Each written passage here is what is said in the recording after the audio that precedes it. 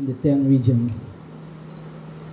In spite of the domestic violence unit that was established in these regions to solely handle and deal with sensitive reports, however, the unit has been decentralized, and more so, we have 10 the training program, 5 from the police and 10 from the Ministry of Human Services and Social Security, currently engaging in the regions of police who are receiving training in GBB.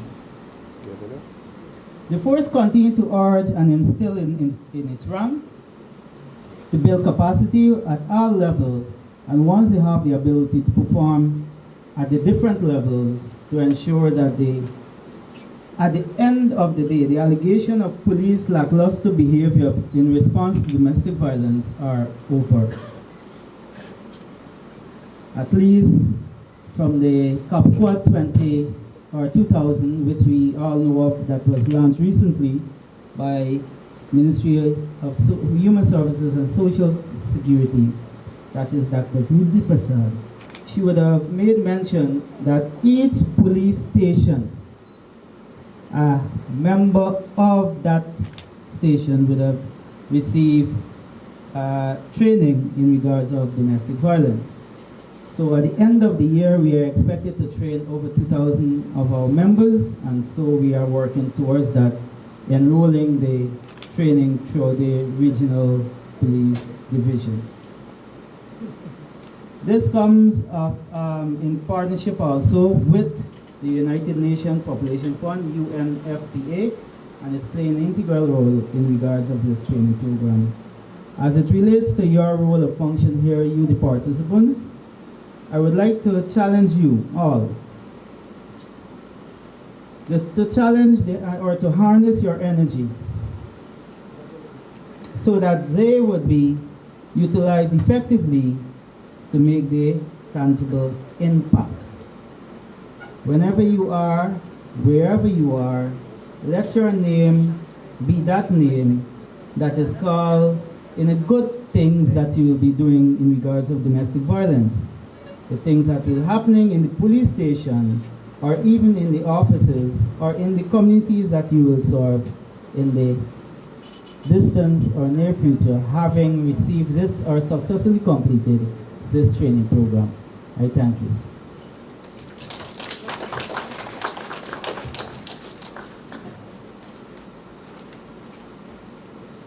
Thank you, Superintendent Shiv Prasad Bacchus, Force Training Officer. Very encouraging words indeed, and it just goes to show the partnership between civil society, private sector, and the government is useful. We're happy to be part of this training and capacity building. And in addition to that, I want to thank you personally for your assistance in planning and moving off this program, because without your assistance, I'm sure we would have been here today. So thank you for your personal assistance. Okay, so I spoke earlier about some of the activities of this project. The best person to share the background of the project is one of the proposal writers. He's also the project consultant and the facilitator. Please welcome Mr. Kobe Smith. Kobe?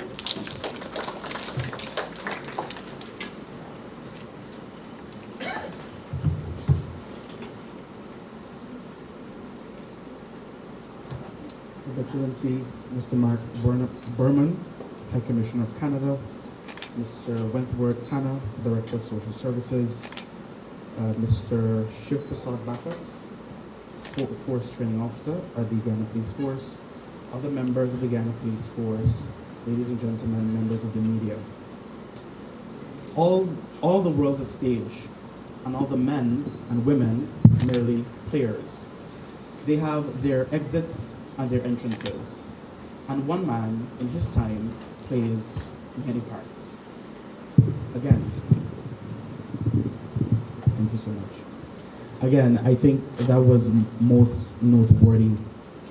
All the world's a stage, and all the men and women merely players. They have their exits and their entrances, and one man in his time plays many parts. That was actually a quote from William Shakespeare. And I think it's actually relevant to the roles of police officers in the Guyana Police Force. First, to reimagine and rethink your roles and your functions when it comes to responding to the pandemic of gender-based violence. Because your roles are not just limited to law enforcement, but we see you as champions for survivors of gender-based violence. Because you hold the power in your hands. You, even before the courts, decide and determine whether a report is going to be taken or written, whether charges are going to be brought against perpetrators, whether police are actually going to go to homes to gather evidence. You decide because you have that power within your hands. And so we really see you as champions here today and moving forward, and we hope that you will take this training and take what is given to you to really make impact, to really move the needle for women, girls, gender diverse people, and other vulnerable populations in our country. Of course, access to justice for acts of gender-based violence remains the greatest unfinished business of the 21st century. The discriminatory and unfair justice system continues to deny women, girls, and other vulnerable populations equal protection before the law. This situation is not only inconsistent with the Constitution of our country, but it also gives perpetrators the license to continue with their acts with impunity, because they just feel like nothing is going to be done to them to hold them to account for their actions. Access to justice for all is a critical litmus test of peaceful, just, and inclusive societies, and really underscores and tells the picture of how we really see vulnerable groups in our society and how we treat them and how we respond to their issues. And so this opportunity that we have in collaboration with the Canadian High Commission is really our way at Marundai to really put our hands together, because in our local lingo, we say one hand doesn't clap, two hands clap. And so we know that we cannot just depend upon the Guyana Police Force to do it. We know that we cannot just depend upon the Ministry of Human Services to do it. We cannot just depend upon the government of Guyana to do it. We, as civil society actors, we feel like if we all come together and put our hands together, then we can really and truly move the needle for these survivors in our country to ensure that we respond, we address, and we prevent these acts of human rights violations. And if I can just highlight some of the components of what will be delivered over the next 4 days. We have 6 modules, include us understanding violence against women and why it persists.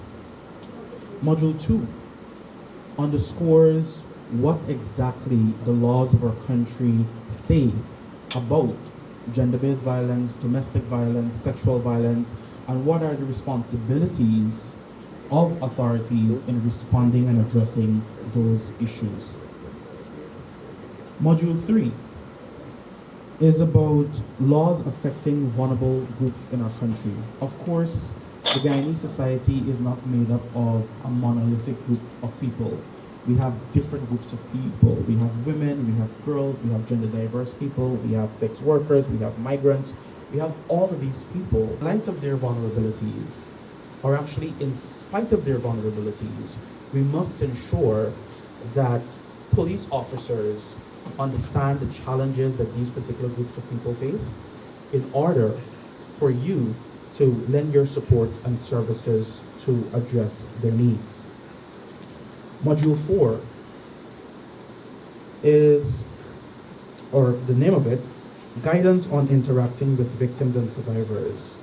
Of course, this is a very controversial issue, and we see it a lot in the media where some particular people in our society feel like there is this always a controversy between vulnerable groups of people and the Guyana Police Force. And we, as part of this training, would like to really change that narrative. So whenever we hear about acts of gender-based violence and police responding to it, we don't feel as though the Guyana Police Force isn't really doing what they're supposed to do. Because as I said, we really see you as the champions in this fight and as the champions in this cause. Module 5, how to document human rights violations. And of course, we know you have your own standing operating procedures. We know that you are guided by your policies, but we would like to contribute and complement what you already have, because as I said earlier, you will be dealing, or you already deal with special needs when it comes to violence, when it comes to discrimination, when it comes to lack of access to justice, and for you to understand that depending on how you engage and interact with these particular groups of people, that is going to decide whether justice is really and truly delivered. So you actually have a responsibility to ensure that these groups of people feel understood, they feel heard, and they feel as though their challenges will be met when you engage with them. Lastly, we will be discussing international legal remedies. Because of course, whenever we think about justice, we shouldn't think about it just about a courtroom setting and you have a judge and you have the perpetrator. Of course, when we think about human rights violations also, we think about human rights violations being committed by the state against citizens. And there are different mechanisms with which persons could approach the international community for justice and to really get remedies for those issues that they face locally. I know that Ms. Lawrence would have mentioned some of the activities that we would have been implementing, but one of the activities that we find important is the completion of a toolkit, a framework on legal literacy and access to justice. And this toolkit is actually going to be used to really deliver this training. And we're so grateful for the support from the Canada Fund for Local Initiatives, which really saw this toolkit to be a reality. As a matter of sustainability, we will try to ensure that copies of this toolkit are delivered to the training officers, so that can actually be given to all officers in the field. So thank you so much, and we can't wait to engage with you.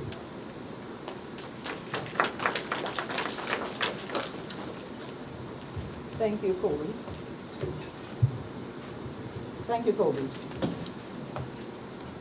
And every time I look at Kobe, I really applaud him because he's one of Guyana's bright young men, very progressive. Thank you so much.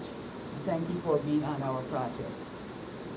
The first comprehensive national... The uncomfortable scourge that has been plaguing our nation maybe for decades, and that's the issue of gender-based violence. Our word of caution is very in your face and unabashed, and it comes off a little judgmental, but it's not intended to be. It's just to stir us men folk to do better and to treat our women better. It's a culture, I think the superintendent alluded to that, in the Caribbean, you know, for us to not necessarily treat our women as we should. So little by little, we want to help to change that. And I do hope that this presentation leaves an impact.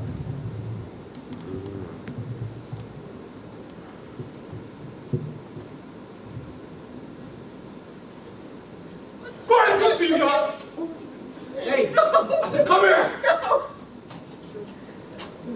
Where you went? I'm not me hearing you. I was right to the shop. Come here. Come here! You feel anybody that can help you? Answer right now! Hey. Do it! Do it! Be quiet.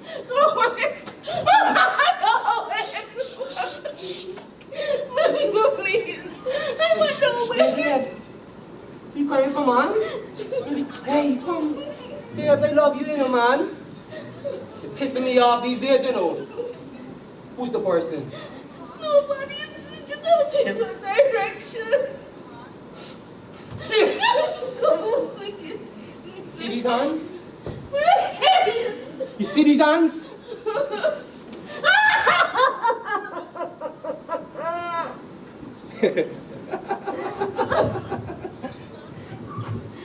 Watch at you right now. You ain't shit. You ain't gonna be shit. Here on. Let me go on, man. I ain't got time for this embarrassment, you know. Here, what's that?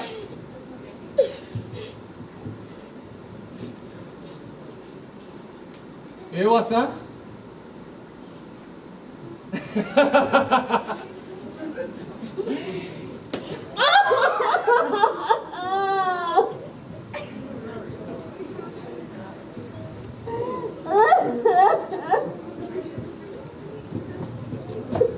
Watch, babes. I'm going on right now, right? I'm gonna meet up. I want to see it before me. You understand?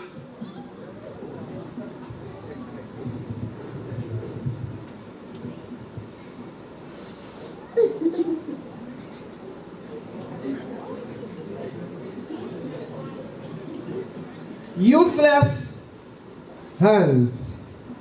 Attached to a useless man who has no plan to let up on this misuse of his hands.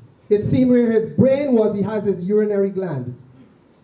Because it's mind-boggling to understand how a human in command of his mental faculty can actually inflict injury on such a beauty of creation in a woman. We live in a nation where a woman's life is like an abbreviation. Shortened, short-lived. For she never took time to investigate this slime because she lived by the motto, love is blind. So she Stevie Wonder her way into a life filled with silent tears, cascading eyelashes onto cheeks, swollen knees that are weak, darkened eyes, muffled cries as she tries to comfort herself.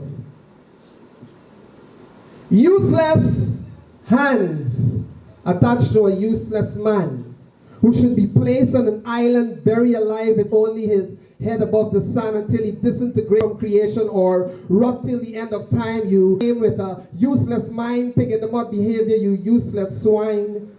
Use your hands to hit a woman, that's an unforgivable crime. Hit them and keep them in line is your mantra. Walking around like bad Santa, sharing out punches in bunches. Gift wrap kicks under the Christmas tree licks. Riding in your sleigh as you continue to slay. Taking lives. Using your hands as two-edged knives. Shattering dreams. Creating screams and moans. Manufacturing groans in agonizing tones. Useless hands attached to a useless man undeserving of air, whose hands can be compared with hair in a barber's chair. Useless. Or steak at a vegetarian retreat. Useless. Or an AC unit at the North Pole. Useless. Hands attached to a man who physically abuses a woman. Useless. Matching your masculinity against her innate frailty and femininity. Oh, useless man, please use less hands and more brain to reason, rationalize, and refrain from destroying our women. Women, the lilies of this thorn-filled world. Women, the carriers of life. Women, the beacon of light in most families. Women, our prayer warriors. Women, our gatekeepers. Women, the taste in everything we eat, your helpmeet. Use your hands to meet her face and grace her presence. Treat her with reverence. Oh, useless man, please use less hands. Thank you.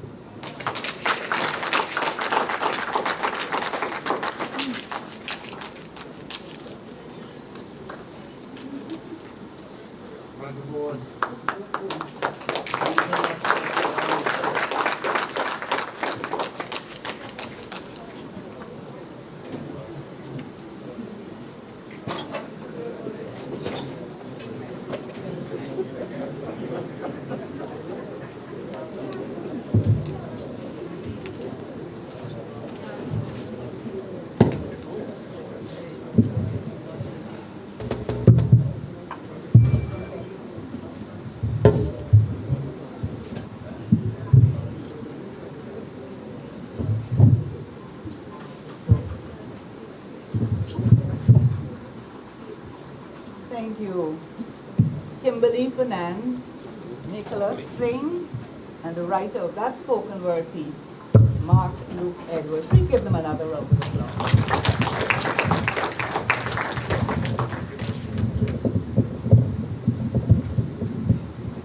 Thank you very much for vividly bringing home some of the agony that some of our women face as perpetrators deal with violence against women and girls. Not to say that there's not violence against men, but we deal with that separately. Good. Gender-based violence is the focus of the Sexual Offenses and Domestic Violence Policy Unit of the Ministry of Human Services and Social Security. So we are indeed fortunate to have the liaison officer of that unit. Please welcome Mr. Kester Hardy.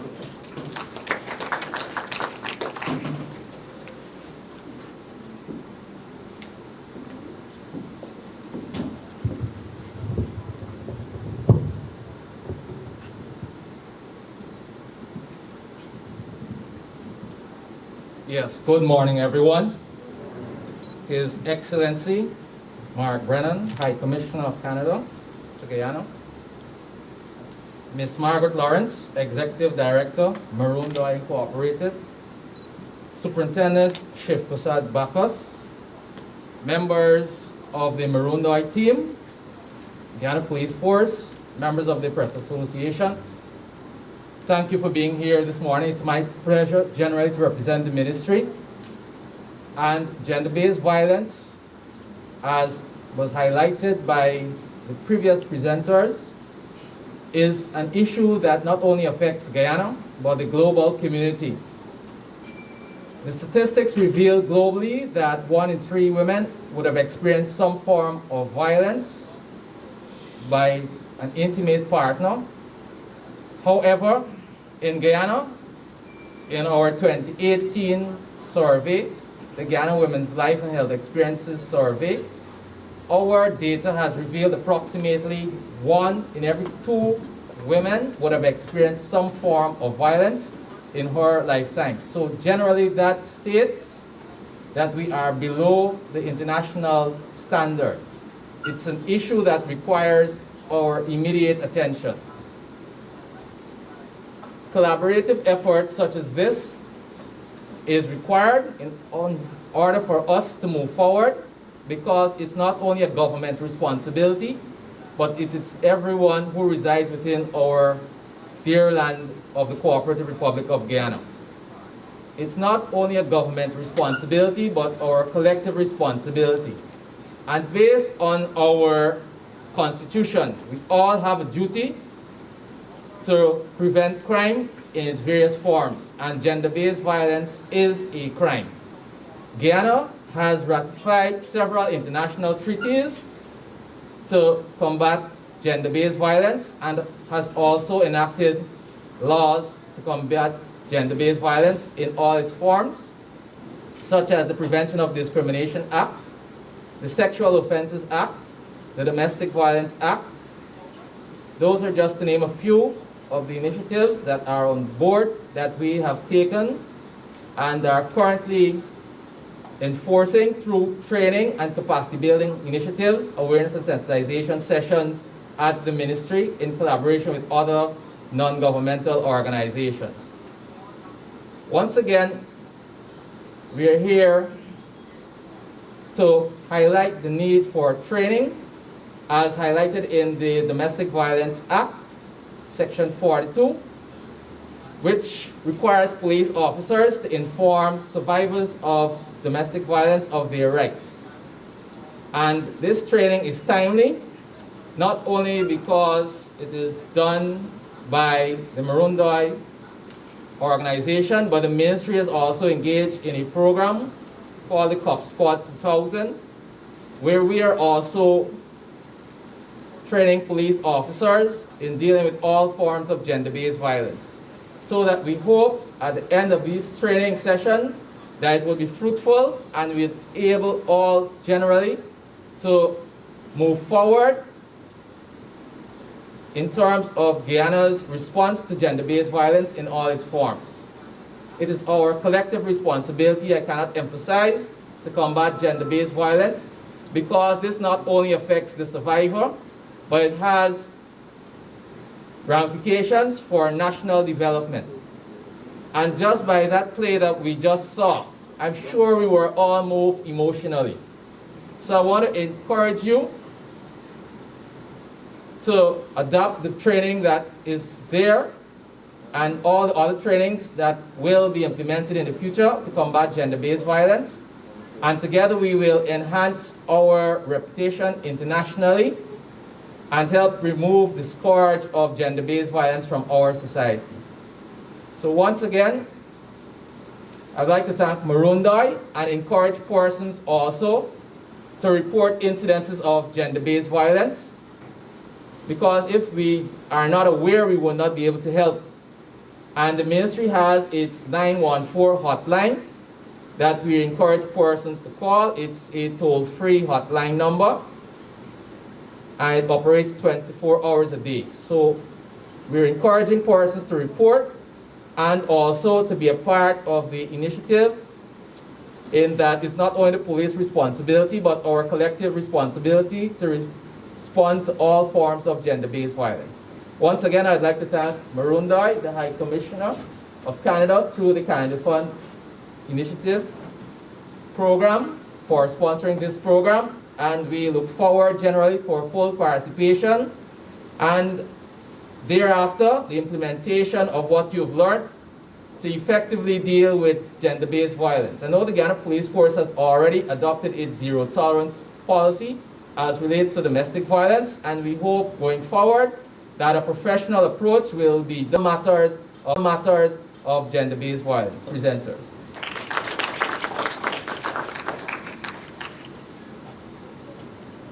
Thank you very much, Mr. Hardy. Say violence against women no more, dial 914. Ladies and gentlemen, on March 26 this year, Marundoi responded to a call for proposals from the Canada Fund for Local Initiatives. The thematic area chosen was gender equality and the empowerment of women and girls. We were fortunate to be awarded a grant of $25,000 Canadian dollars. I am therefore very happy at this time to welcome to the podium the High Commissioner Extraordinary and Plenipotentiary of Canada to Guyana, His Excellency Mr. Mark Berman. Ladies and gentlemen, High Commissioner Berman.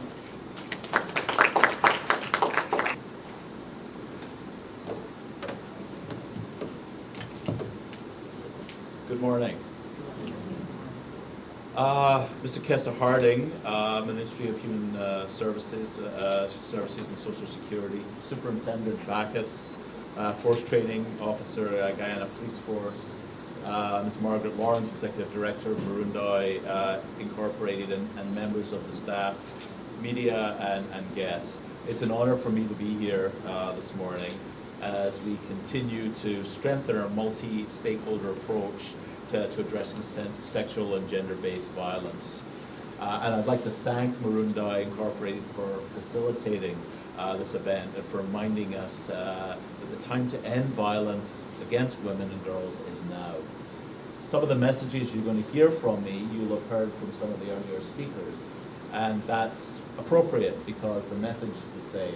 And the other point that I want to make is this is not a Guyana problem.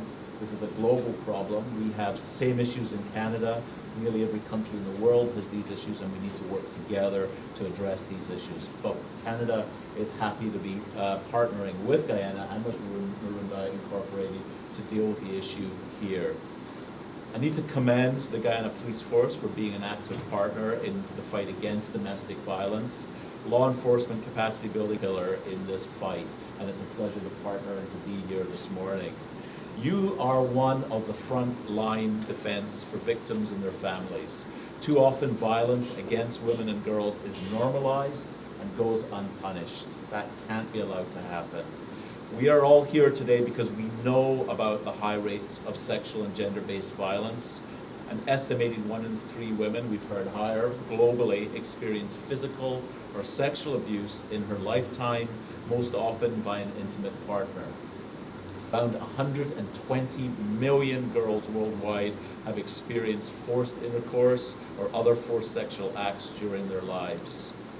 And the COVID-19 pandemic has only exacerbated gender-based violence. It is inflicting devastating familial effects, and its impacts are reverberating well beyond the immediate family. It has a profound impact on the economic, public health, security, and social sectors. It is therefore imperative that as partners, we continue to work with governments and non-governmental organizations such as Murundawi to help eliminate the scourge of violence and threats of violence against all. On the global stage, Canada has been leading advocate for the elimination of violence against women and girls as both a human right and a development priority.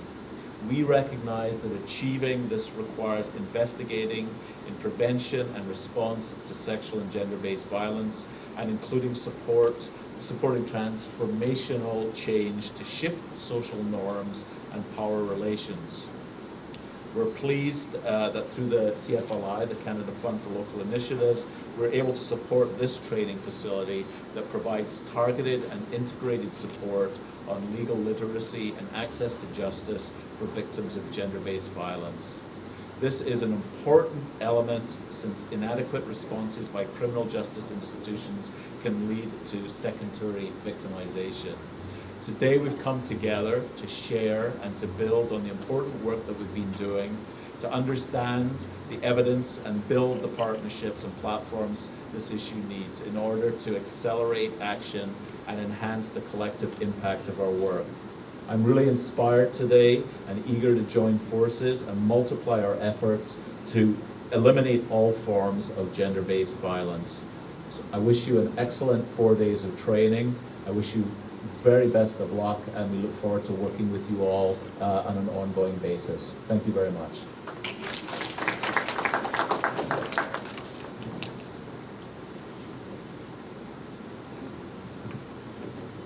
Thank you, Excellency. I must add that applying for the CFLI grant was one of the smoothest processes that we have experienced in applying for grant funding. And I recommend the CFLI to my fellow NGOs. I would like to also applaud your officer, Ms. Carney Lamford, who has been constantly an assistance with us. She's always checking up on us. So I'd like to thank you very much for your constant support. At this time, I'm going to call on a member of our management team, Mrs. Felicity Prasad Jackson, who is our finance officer, to bring you a vote of thanks as we wrap up today's proceedings. Felicity?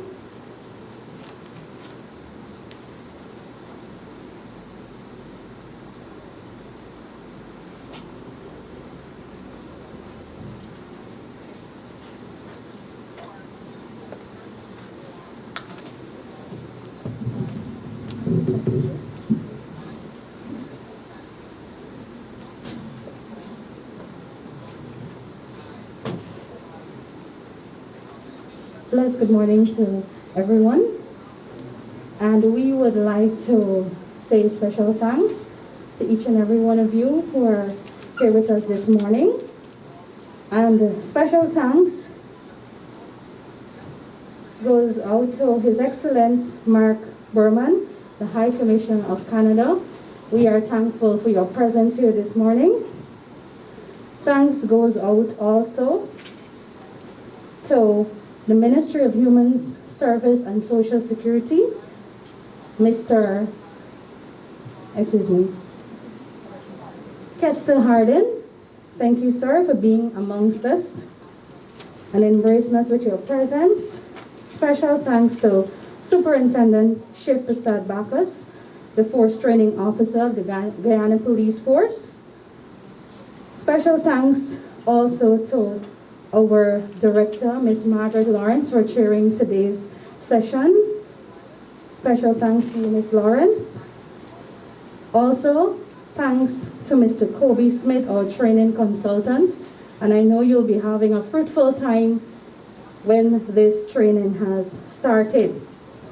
Also, I'd like to say special thanks to the volunteers who did their performance through spoken words. Some of you are familiar with some of them, Mark, Luke Edwards, and the others. So once again, we are thankful for all the participants also who are here, the police officers, the presidential guards, and those of us who will probably just be around. So thank you to the media also who have given up their time. Special thank you to being here and having us covered. So once again, if I've missed you and you are important, we all are. So you can give yourselves a little clap. So thank you. Praise God. Thank you, Felicity. Excellency, Mr. Harding, Superintendent Bacchus, media, participants, ladies and gentlemen, thank you for sharing part of your day with us.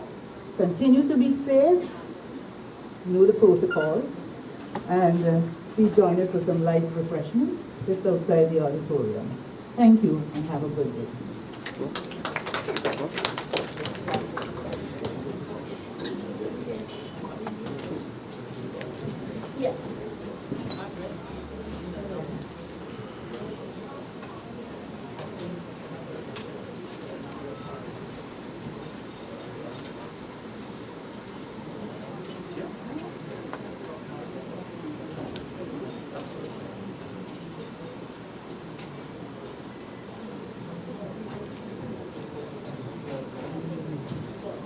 All participants, you're asked to assemble outside for a group photo with His Excellency and the trainers.